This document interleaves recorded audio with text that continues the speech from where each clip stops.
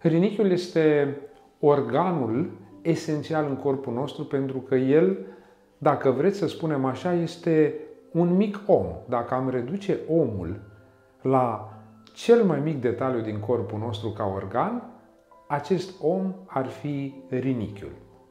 Rinichiul este, deci, un organ esențial care depozitează esența corpului nostru și aș vrea să vă arăt cum am putea să energizăm și să încărcăm de energie bateria noastră care se găsește la nivelul rinichiului, pentru că nu putem să avem vitalitate suficientă dacă bateria noastră este descărcată, dacă rezervorul nostru de benzină este gol.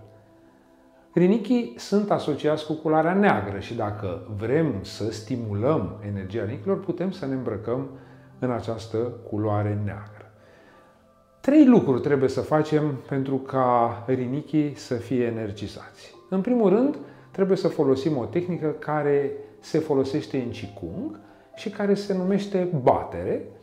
În această tehnică ținem pumnii ușor flectați, fără să-i strângem foarte puternic și ducem mâinile la spate și în zona lombară executăm un număr de 49 de bătăi la femei și 64 de bătăi la bărbați, pentru că această stimulare determină o purificare a energiei rinichiului și o eliminare a energiei stagnante sau energiei negative care se află la nivelul acestui organ, acest lucru ajutând inclusiv la eliminarea nisipului sau a eventualelor frici care s-au sedimentat la nivelul acestui organ. După ce am purificat rinichiul, trebuie să-l umplem cu energie și ca să-l umplem cu energie, ce avem de făcut este să punem mâinile împreunate în zona de dedesubtul ombilicului. La bărbați se pune mâna stângă de desubt, mâna dreaptă deasupra. La femei se pune mâna dreaptă de desubt, mâna stângă deasupra. Și apoi vom închide ochii și ne vom concentra și vom vizualiza cei 2 rinichi. Culoarea care corespunde rinichiului este culoarea neagră. Și vom face în așa fel încât, în timpul acestui exercițiu, atunci când inspirăm, vizualizăm că aducem o apă neagră care încetul cu încetul, începând de jos în sus, începe să umple atât rinichiul drept cât și rinichiul stâng.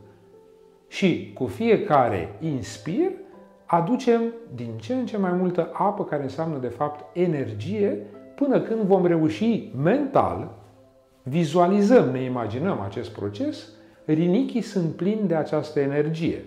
Ca un exercițiu suplimentar pentru cei care au oarecare experiență, după ce cei 2 rinichi sunt plini de energie, între ei se activează poarta destinului, Mingmen, perla, esența energetică a organismului și a destinului nostru, și acolo sunt tehnici care pot să ne modeleze modul în care vedem realitatea și să ne influențeze modul în care evoluăm în această existență. După ce am umplut rinichii cu energie, trebuie acum să energizăm întreaga lor structură pentru ca apa care este magazinată și circulă în organism să fie îmbrăcată de rinichi în această energie protectivă care să ajute apa să ne hrănească celulele din corpul nostru. Și pentru acest lucru vreau să vă propun 2 puncte. Meridianul rinichiului este destul de lung, are 27 de puncte. Ca o caracteristică interesantă, începe în talpă, punctul rinichi 1, și se termină imediat în zona claviculei, sub ea, la aproximativ câțiva milimetri, în zona dintre stern și claviculă. De fapt, ca să putem activa acest meridian, vom folosi primul și ultimul punct. Punctul din talpă, rinichi 1, care se găsește chiar în mijlocul tălpii, se numește izvorul clocotitor, pentru că de acolo izbucnește energia și vitalitatea noastră. Este un punct care realmente tratează și echilibrează toate problemele de sănătate.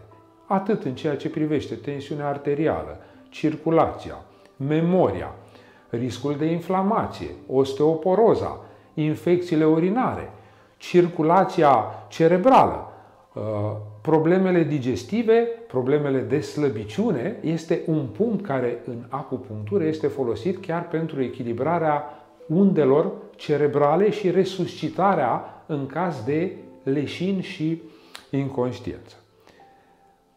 Ca energizarea meridianului să fie completă, trebuie să echilibrăm și punctul la care se termină acest meridian, punctul rinichi 27, un punct care denumirea lui spune că este palatul unde se depozitează esența.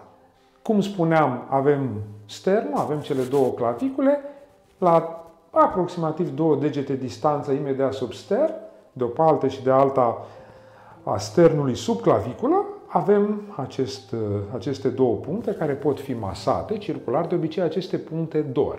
Foarte interesant că aceste puncte au o conexiune deosebită cu tot ceea ce se întâmplă în zona pieptului și mai ales în zona plămânilor.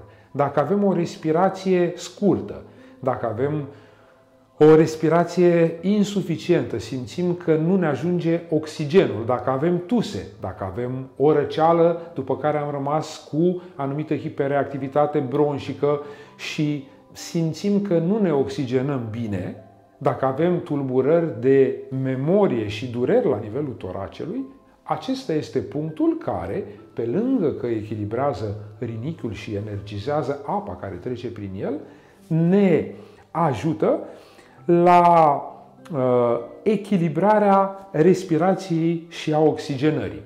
Este un punct important pentru că mulți dintre noi am avut perioade în care ne-am simțit devitalizați, agitați mental, dar obosiți, cu un soi de transpirație și fierbințeală în tot corpul, ca și cum ai fi fost foarte rănit și foarte slăbit. Este un semn de epuizare a energiei yin, ceea ce înseamnă că esența noastră s-a diminuat un pic. Și acesta este un punct pe care putem să-l folosim pentru a-i da un restart organismului pentru a-și reface această esență care ne va ajuta, să nu uităm că rinichiul este corelat cu starea de teamă, să ne echilibrăm la nivel mental amestecul care ține de plămâni tristețea cu amestecul care ține de rinichi teama. Deci pentru persoanele care au o perioadă grea, cu o apăsare foarte mare, însoțită de o mare anxietate, acest punct îi va ajuta să respire foarte bine. În felul acesta, având grijă ca rinichiul să fie purificat, curățat și energizat, vom restabili vitalitatea organismului și vom da un imbold foarte puternic pentru imunitatea noastră și pentru ca capacitatea noastră de adaptare și de efort să fie sporită în așa fel încât să avem o viață armonioasă și echilibrată.